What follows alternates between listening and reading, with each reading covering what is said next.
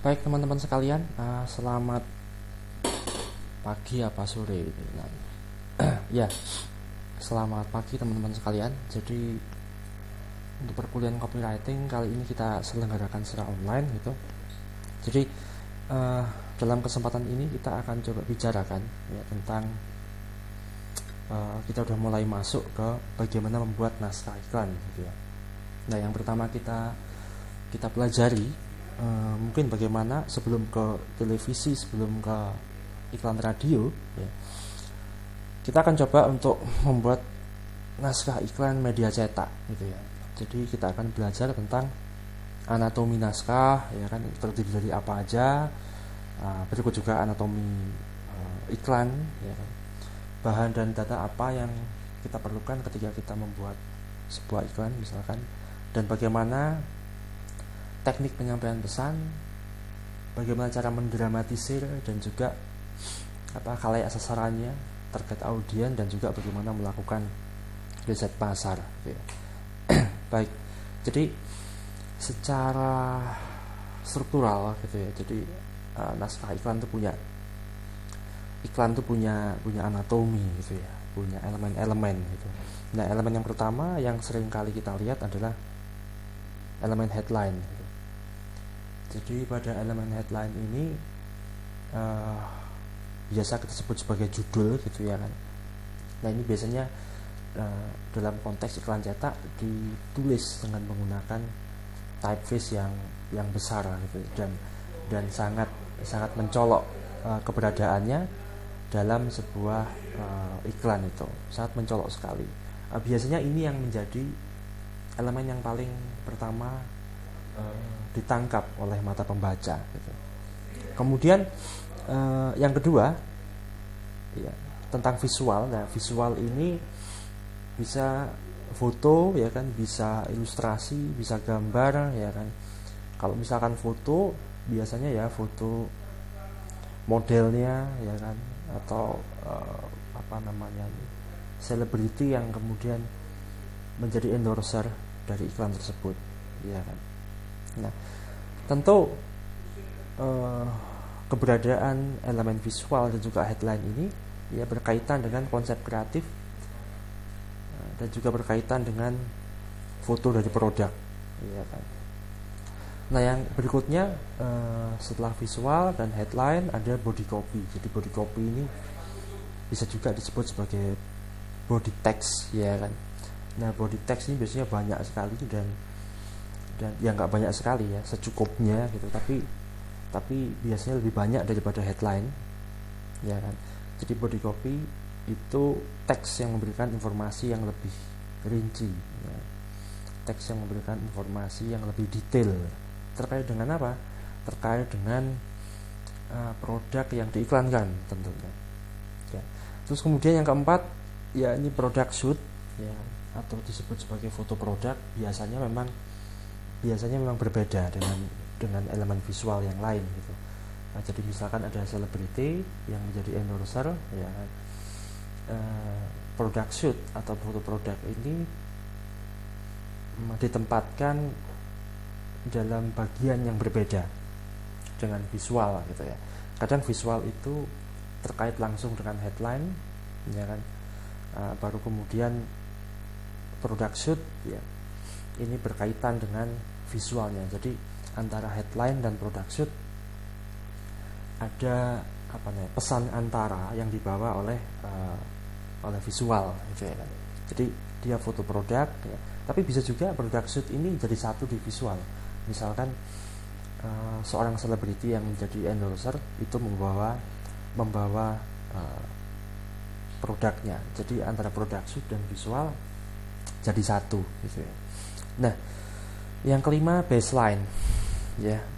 Baseline ini terletak di paling bawah. Nah, biasanya baseline ini ajaan ya kan, ajaan untuk melakukan pembelian ya kan. Dia berupa slogan, dia berupa tagline misalkan ya kan. Itu bisa juga dia berupa closing ya, dari sebuah iklan. Ya. Terus ada juga beberapa unsur tambahan, tapi keduanya ini sudah jarang kita lihat, ya kan, sudah jarang kita temui pada iklan-iklan di era kontemporer sekarang, ya kan. Jadi ada kupon, kalau dulu itu di majalah ada iklannya, ada bagian tertentu dari iklan itu yang kemudian bisa digunting dan mungkin pembeli akan mendapatkan diskon. Tapi sekarang sudah jarang, ya, sudah jarang sekali, ya kan. Itu untuk menstimulir, ya, menstimulasi orang melakukan pembelian. Ya. Bisa juga angket, ya kan, nanti digunting, angketnya diisi, terus dimasukkan ke dalam kotak box di gerai, terus nanti diundi dapat hadiah. Tapi sekarang sudah jarang. Nah, terus kemudian yang terakhir tambahan yang ini juga sebetulnya jarang, ya. Jadi flash, ya, ini sebuah kata yang jadi elemen, ya, dengan tujuan penekanan tertentu terkait dengan kualitas produk. Misalkan yang tadi baru atau dibuat dengan bahan-bahan alami, ya, dan kebanyakan dituliskan dengan keadaan yang sangat karikatural, ya, melebih-lebihkan, ya, itu, ya.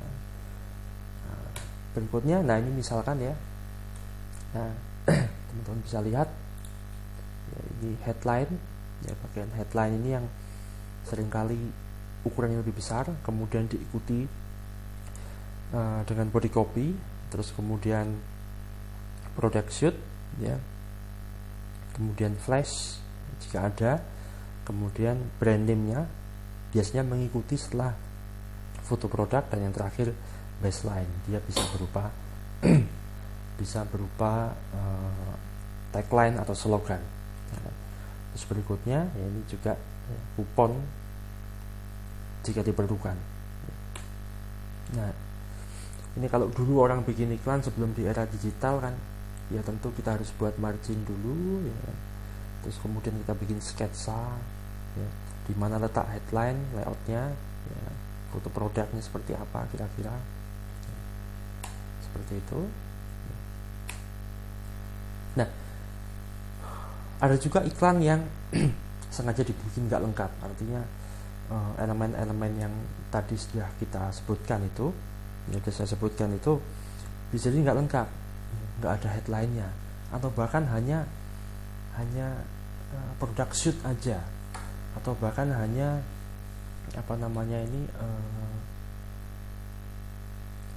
foto modelnya aja, ya kan, tidak lengkap, ya kan. Tapi kemudian iklan tersebut dibuat dengan beberapa seri, ya. Jadi biasanya dalam satu edisi, misalkan iklan ditempatkan pada sebuah majalah gitu, ada halaman pertama, ada halaman kedua, ya kan, ada halaman pertama, ada halaman kedua. Nah, halaman pertama teasernya, kemudian halaman kedua itu baru pesan yang ingin diungkapkan, ditangkap oleh khalayak gitu, ya. Jadi dibuat nggak lengkap gitu, ya. Nah, ini disebut sebagai iklan campaign. Nah, ini misalkan seperti ini, ya. Nah, iklan yang pertama disebut sebagai teaser, ya kan. Kemudian di halaman berikutnya disebut sebagai next ad gitu, ya. Jadi ini campaign, ya kan. Nah, seperti ini misalkan, ya, ini iklannya Nike, ya.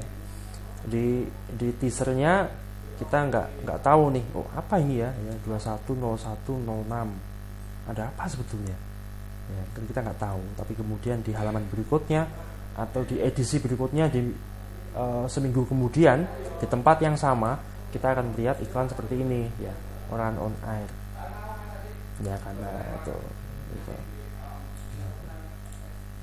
Atau ini, ya, misalkan ini adalah teaser ads, ya, kemudian ini ada next ad. Ini sebuah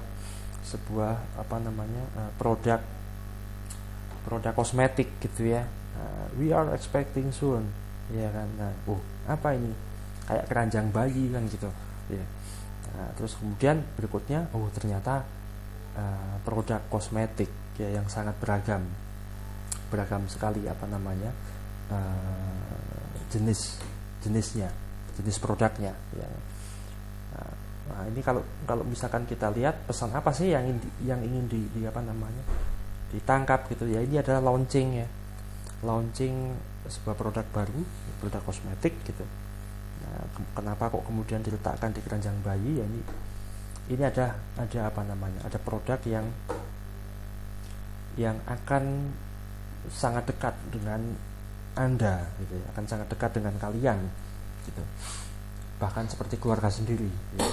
Dan ini produk ini ya sudah seyogyanya untuk kemudian disambut dengan sukacita, sebagaimana seorang bayi yang baru lahir gitu kan, dia disambut dengan sukacita ya kan, karena mutu dari produk itu ya kan. Nah, itu yang disampaikan kan oleh iklan ini ya kan.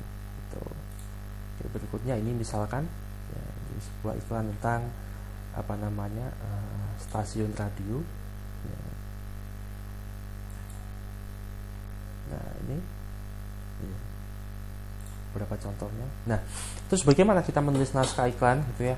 Pertama, kita juga harus mendapatkan bahan dan data ya, kita harus mengumpulkan datanya dulu ya kan, terkait dengan apa ya kan, ya bahan penulisan mengenai produk atau jasa. Kita kan juga harus tahu tuh ya, bagaimana mungkin kita akan membuat iklan suatu produk ketika pengetahuan kita sangat minim tentang produk itu ya kan. Jadi kita menuliskan ya kan informasi mengenai produk atau jasa yang akan diiklankan ya. Dari dalam sebuah video iklan biasanya produk ini data mengenai produk ini ya dituliskan atau dipaparkan dalam marketing brief ya, atau design brief ya. Nah, dalam video iklan gitu ya, kalau kita melakukan wawancara kadang sifatnya subjektif ya. Jadi produsen selalu mengatakan bahwa produknya itu yang terbaik, itu sudah pasti demikian. Tapi seorang desainer ya, seorang desainer iklan gitu, kita juga harus melakukan observasi secara mandiri, secara langsung ya, bagaimana umpan balik yang diterima oleh target audien terhadap produk itu kita harus tahu sendiri ya. Gimana terus ya kita tinggal melakukan check store ya, jalan-jalan ke mall, jalan-jalan ke supermarket ya kan, diem-diem tanya ya, nggak apa-apa.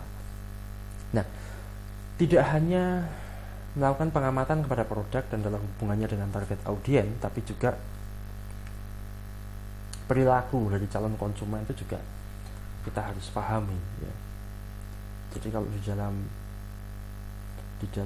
segmentasinya Philip Kotler itu ada yang namanya psikografis ya kan, elemen psikografis. Nah, itu hal-hal yang sifatnya psikis ya, perilaku dari konsumen itu harus kita pahami ya, dan bagaimana mereka ya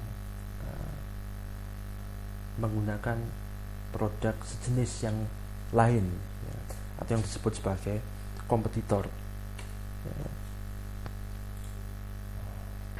Kemudian berikutnya kita juga harus tahu tentang bagaimana teknik penyampaian pesan ya, karena memang iklan ini kan nggak semata-mata mendemonstrasikan ya kan kemampuan seorang copywriter dalam menulis, sehingga kita itu kerap memilih kata yang muluk-muluk dan sulit dipahami ya kan. Ya, kita bisa saja membuat kalimat itu atau memilih kata yang puitik, tapi tetap dia harus bisa dipahami secara langsung oleh khalayak sasaran begitu kan ya. Dan pengetahuan tentang produk ini juga tetap sangat penting ya, diketahui ya, oleh seorang penulis naskah iklan ya, atau copywriter gitu. Dan berikutnya gitu ya, kita paham betul juga ya, termasuk pengetahuan tentang produksi ini ya. Kita harus paham tentang apa kekuatan, apa kelemahan, apa peluang, dan apa ancaman-ancaman yang dihadapi ya, dan bagaimana ancaman-ancaman yang dihadapi oleh produk ya. Nah, itu. Nah, di dalam iklan itu kan sebetulnya tidak ada produk yang sempurna ya. Jadi di dalam iklan itu kita sedang meminimalkan kelemahan produk dan mengoptimalkan kekuatannya ya, atau kelebihan ya.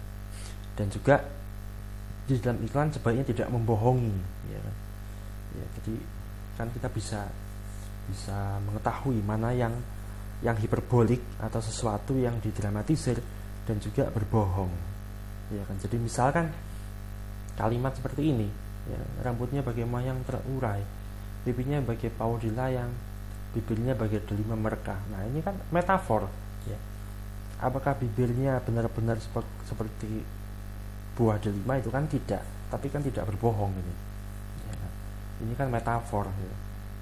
Metafor, dan akan sangat menakutkan ketika seseorang itu memang bibirnya seperti buah delima betulan ya kan, serem sebetulnya ya. Jadi ini metafor, bukan berbohong ya. Nah, perbedaannya di dalam iklan gitu ya. Nah, perbedaannya, kalau bohong itu memberikan informasi tentang sesuatu yang nggak benar ya. Maksudnya itu mengecoh, menipu ya, memperdayai lawan bicara. Dalam hal ini kalau dalam konteks iklan ya calon konsumen ya kan. Nah, kalau dramatisasi ya, dramatisir ya kan, dramatisir itu apa? Memberikan informasi tentang sesuatu yang benar ya, benar memang, tapi hiperbolik ya, dilebih-lebihkan ya. Memberikan informasi secara berlebihan. Untuk apa? Untuk menarik perhatian lawan bicara. Dan ini nggak apa-apa ya, kan nggak apa-apa. Nah, ya kalau ini kan ya, ini kritik ya, kritik dari apa namanya, konsumen begitu. Apa yang kita lihat ya, kadang di menu itu tidak sesuai dengan apa yang kita apa namanya, yang kita dapatkan, karena memang iklan menampilkan realitas itu secara hiperbolik ya. Kadang ada produk yang memang misalkan produk makanan gitu ya, agar tampil lebih segar dan menarik ya, dia makanan mentah sebetulnya ya, dan makanan mentah ya, tapi yang disajikan kan sudah dimasak, dan makanannya kan kerap kali kalau sudah dimasak itu kan warnanya hilang, kesegarannya juga tidak nampak ya kan. Maka dari itu untuk foto ya, untuk iklan, untuk menu biasanya di foto dengan dalam keadaan mentah ya, untuk menarik perhatian ya. Nah, misalkan demikian ya. Nah, ketika membuat naskah iklan ya, kita harus tahu dengan siapa kita bicara ya, seperti yang sudah kita bahas di pertemuan sebelumnya gitu ya. Dalam brief dari klien biasanya sudah disebutkan ya kan, target audiensnya siapa ya kan, parameternya seperti apa ya, target audiens itu ya. Terus kemudian ya, atau yang disebut sebagai socio-economic strata sosial ekonomi gitu ya. Nah, strata sosial ekonomi ini dipertimbangkan atas apa gitu ya? Daya beli ya kan, daya beli ya. Nah, didasarkan pada daya beli yang kemudian terhubung dengan kemampuan seseorang atau besarnya penghasilan dan belanja bulanan yang mereka keluarkan ya kan, itu daya beli. Makanya ada segmen sosial ekonomi bawah, menengah, dan atas. Yang bawah masih ada bawah lagi, bawah, menengah, bawah, atas. Demikian juga dengan yang menengah ya, menengah bawah, menengah atas, dan sampai yang atas gitu. Nah, biro iklan ini biasanya merinci lagi karakteristik target audiens ya kan, sebagaimana segmentasi yang dilakukan oleh Kotler ya, secara demografis ya, di mana dia tinggal ya kan, di tingkat kepadatan kota seperti apa target audiens itu tinggal. Nah, itu segmentasi demografis. Kemudian ada segmentasi behavioral gitu ya. Behavioral ini perilaku konsumen, ya kan. Nah, kemudian ada segmentasi psikografis terkait dengan kebiasaan dan gaya hidup, ya kan, dan geografis terkait dengan di mana dia tinggal. Nah, seperti ini misalkan, ya, jadi kita bisa lakukan pendekatan segmentasi pasar secara geografis, ya, di benua apa, ya, di negara mana, ya, di kota apa, dengan kepadatan penduduk seperti apa, iklimnya, ya. Nah, tentu tidak semua produk itu kenapa kita perlu melakukan segmentasi, karena memang produk itu tidak untuk semua orang, ya. Ada memang sebuah produk yang diperuntukkan bagi bagi target audiens pada iklim-iklim tertentu, ya kan. Terutama produk fashion misalkan, jaket tebal itu ya yang ada bulunya tidak mungkin digunakan oleh orang-orang yang tinggal di kota Palangkaraya, Kalimantan misalkan, ya kan, seperti itu. Jadi tidak mungkin ada produk yang memang dikonsumsi oleh semua orang, pasti memiliki batasan-batasan tertentu, ya kan? Ya. Baik. Terus kemudian segmentasi yang kedua, ya, segmentasi demografis, ya, ini terkait dengan usia, gender, ya, laki-laki atau perempuan, family size, ya. Family size ini jumlah anggota keluarga dalam satu rumah, misalkan mereka ada berapa anggota keluarga, ya kan? Karena ada produk-produk tertentu yang memang diperuntukkan bagi anggota keluarga yang relatif cukup besar, misalkan produknya Lifebuoy, ya kan, untuk family, untuk keluarga, ya, dipakai anak bisa, pakai ayahnya bisa, dipakai ibunya bisa, dan bisa untuk keramas sebagai sampo, dan juga bisa untuk mandi sebagai sabun, ya, karena itu ada memang produk-produk tertentu yang mengandaikan target audiens itu keluarga besar, ya. Terus kemudian occupation, pekerjaan, ya kan, jumlah gaji per bulan atau pendapatan per tahun, ya, pendidikan, agama, dan lain sebagainya. Kemudian pada segmentasi yang ketiga, ya, segmentasi psikografis, ya, terkait dengan gaya hidup, kelas sosial, ya kan, aktivitasnya apa, yang disukai seperti apa, dan bagaimana opininya terhadap brand-brand yang menjadi pilihan dia, ya kan, nilai personal dan juga sikap, ya kan. Nah, ini sebetulnya yang paling penting di segmentasi psikografis itu, ya, karena boleh jadi seseorang itu secara demografis, ya, memiliki income yang rendah per tahun, gitu ya, tapi kemudian memiliki gaya hidup sebagaimana, ya, orang-orang kelas sosial atau strata sosial menengah atas. Itu banyak sekarang, ya kan, itu banyak, ya. Kemudian yang terakhir, ya, segmentasi behavioral, perilaku, ya, bagaimana loyalitasnya, ya. Kebanyakan orang-orang yang loyal itu pada pasta gigi, ya, menggunakan salah satu merek mulai dari kecil sampai besar, ya. Mereka ini target audiensnya termasuk target audiens dengan tingkat loyalitas yang tinggi atau enggak, ya. Ada orang yang membeli satu merek tertentu hanya ketika diskon saja. Jadi dia pergi ke supermarket, dia tidak menuju pada merek tertentu, tapi saat itu apa yang sedang diskon, yaitu yang dibeli, ya. Ini tentu memiliki loyalitas yang rendah terhadap brand, ya. Terus tingkat penggunaan, ya kan, ya, intensif atau enggak, gitu kan. Produk-produk yang digunakan setelah intensif, ya sabun mandi misalkan, ya, pasta gigi itu kan dipergunakan intensif, ya. Ada produk-produk yang tidak digunakan secara intensif, misalkan Yang nggak intensif itu membersih kaca, ya, membersih ruangan kaca itu nggak intensif, ya.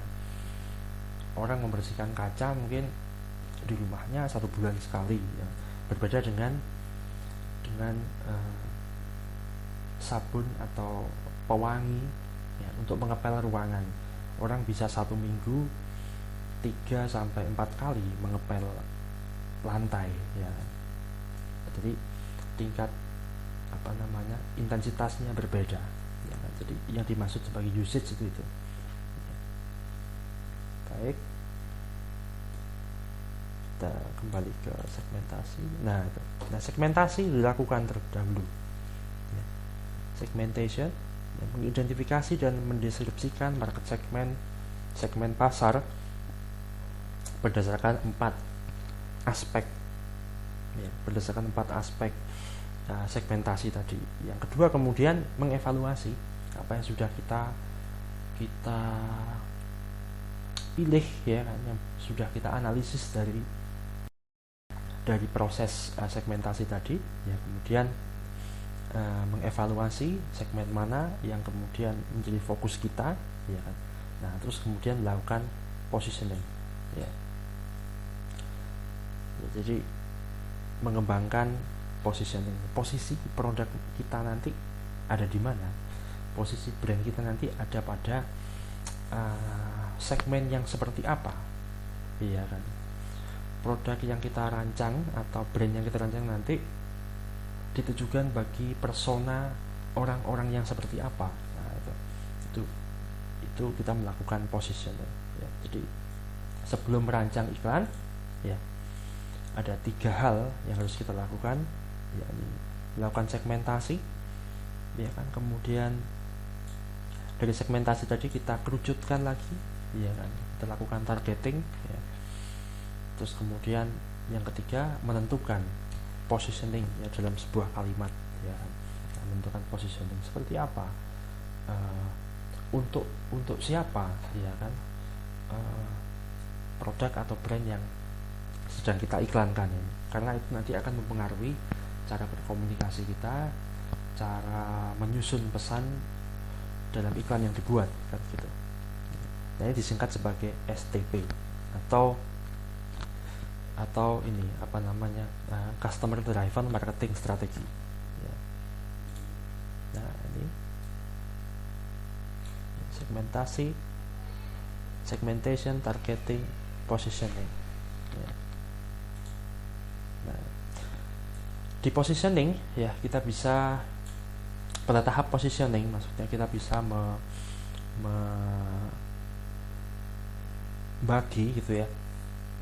membagi atau mendefinisikan produk ini menjadi beberapa aspek. Yang pertama tentang produknya sendiri, ya kan.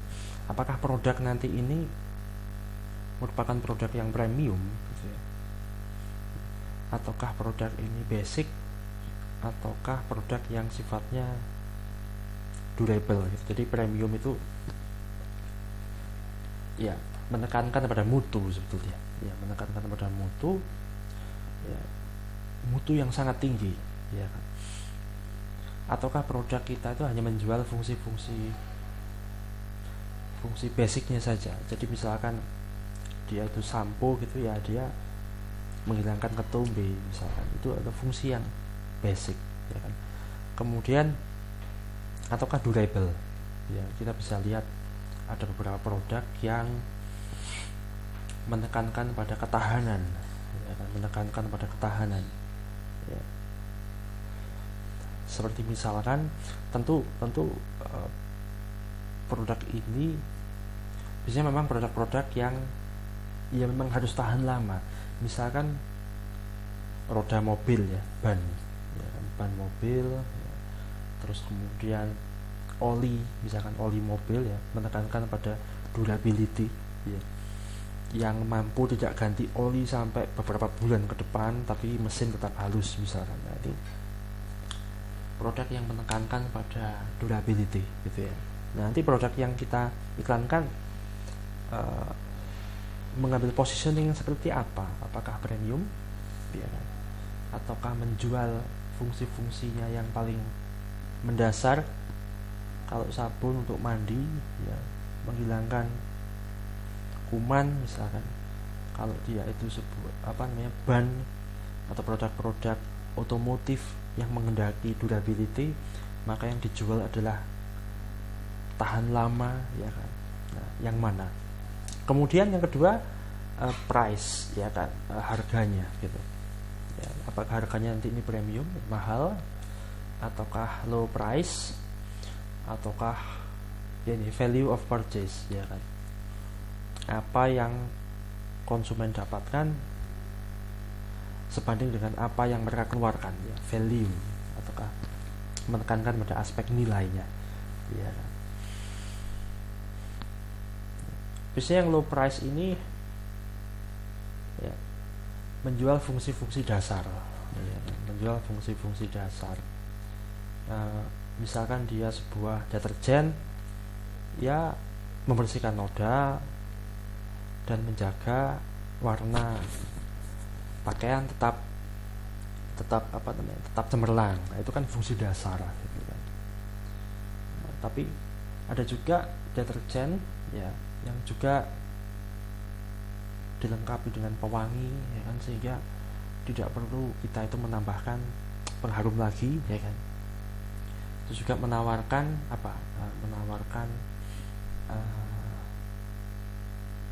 manfaat lebih, ya kan, dengan fragrance atau wangi yang elegan misalkan. Nah, itu bisa juga dipositioningkan sebagai deterjen yang premium, ya. Nah, itu. Kemudian di aspek promotion yang ketiga, ya, promosinya bagaimana? Apakah mengedepankan prestis, ya, ketika seseorang menggunakan produk tersebut, ya, ataukah mengedepankan fun, ya, ketika orang menggunakan produk tersebut, ataukah powerful. Nah, ini misalkan yang di prestis ini ya kita tahulah bedanya antara sabun mandi Cousins Imperial Leather, ya kan, dengan sabun Nuvo misalnya. Ya. Sabun Nuvo ini segmentasinya adalah keluarga. Ya, di iklannya kerap kali menampilkan keceriaan keluarga, having fun, gitu ya. Bagaimana mandi ini menjadi sesuatu yang menyenangkan.